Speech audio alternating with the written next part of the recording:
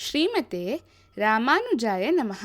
ವಿಷ್ಣು ಸಹಸ್ರನಾಮದಲ್ಲಿರುವ 135ನೆಯ ತಿರುನಾಮ ಲೋಕಾಧ್ಯಕ್ಷ.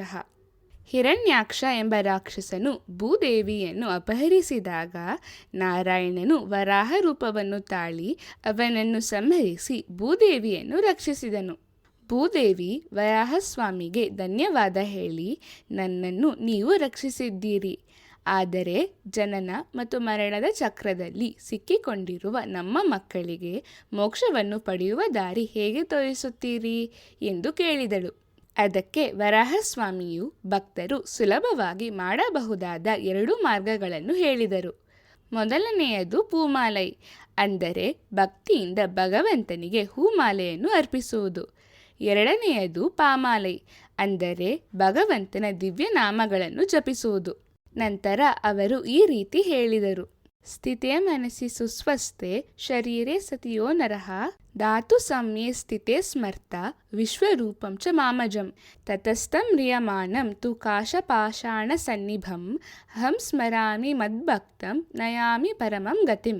ಅದರ ಅರ್ಥ, ಮನಸ್ಸು ಶಾಂತವಾಗಿದ್ದು ದೇಹ ಆರೋಗ್ಯವಾಗಿರುವಾಗ ಯಾರು ನನ್ನನ್ನು ಪರಮಾತ್ಮನೆಂದು ಧ್ಯಾನಿಸುತ್ತಾರೋ ಅವರ ಅಂತಿಮ ಕ್ಷಣದಲ್ಲಿ ಅವರಿಗೆ ಅರಿವಿಲ್ಲದಿದ್ದರೂ ನಾನೇ ಅವರನ್ನು ನೆನೆಸಿ ಅವರನ್ನು ಪರಮ ಮೋಕ್ಷಕ್ಕೆ ಕರೆದೊಯ್ಯುತ್ತೇನೆ.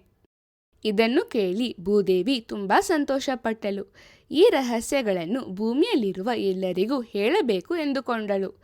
ಆದರೆ ಭಗವಂತನು ಅವಳನ್ನು ನಿಲ್ಲಿಸಿ, ನಿನಗೆ ತಂದೆಯಾಗಲು ಯೋಗ್ಯನಾದವರು ಈಗ ಭೂಮಿಯಲ್ಲಿ ಯಾರೂ ಇಲ್ಲ, ಅದಕ್ಕೆ ಇನ್ನೂ ಸಮಯ ಬಂದಿಲ್ಲ ಎಂದು ಹೇಳಿದನು. ಹೀಗಾಗಿ ಭೂದೇವಿ 28 ಚತುರ್ಯುಗಗಳು ಕಾದ ನಂತರ ಭಗವಂತನು ಪೆರಿಯಾಳ್ವಾರರನ್ನು ಯೋಗ್ಯ ತಂದೆ ಎಂದು ಆಯ್ಕೆ ಮಾಡಿ ಭೂದೇವಿಯನ್ನು ಆಂಡಾಳಾಗಿ ಅವತಾರಗೊಳಿಸಿ ಈ ರಹಸ್ಯಗಳನ್ನು ನಮಗೆ ತಿಳಿಸುವಂತೆ ಮಾಡಿದನು. ಆಂಡಾಳ್ ತಾಯಾರ್ ಈ 2 ರಹಸ್ಯಗಳನ್ನು ತಿರುಪಾವಯ 5ನೇ ಪಾಶುರದಲ್ಲಿ ತಿಳಿಸಿದಳು. ಇಲ್ಲಿ ಪ್ರಶ್ನೆ ಏನೆಂದರೆ, ಯಾಕೆ ಪೆರಿಯಾಳ್ವಾರರನ್ನೇ ಆಂಡಾಳಿನ ತಂದೆಯಾಗಿ ಆಯ್ಕೆ ಮಾಡಿದರು? ವಸಿಷ್ಠ, ವ್ಯಾಸ, ವಿಶ್ವಾಮಿತ್ರರಂತಹ ಮಹಾನ್ ಋಷಿಗಳು ಇದ್ದರೂ ಯಾಕೆ ಅವರನ್ನು ಆಯ್ಕೆ ಮಾಡಲಿಲ್ಲ? ಇದಕ್ಕೆ ಕಾರಣವೇನೆಂದರೆ, ಪೆರಿಯಾಳ್ವಾರರಿಗೆ ಇದ್ದ ತಾಯಿಯ ಪ್ರೀತಿ ಬೇರೆ ಯಾರಿಗೂ ಇರಲಿಲ್ಲ. ಪೆರಿಯಾಳ್ವಾರರು ತಮ್ಮನ್ನು ಯಶೋದೆಯಂತೆ ಭಾವಿಸಿ ಕೃಷ್ಣನಿಗೆ ಸ್ನಾನ ಮಾಡಿಸಿ ಊಟ ಮಾಡಿಸಿ ಅವನ ಜೊತೆ ಆಟವಾಡುವಂತೆ ತಮ್ಮ ಪಾಶುರದಲ್ಲಿ ಹಾಡಿದರು.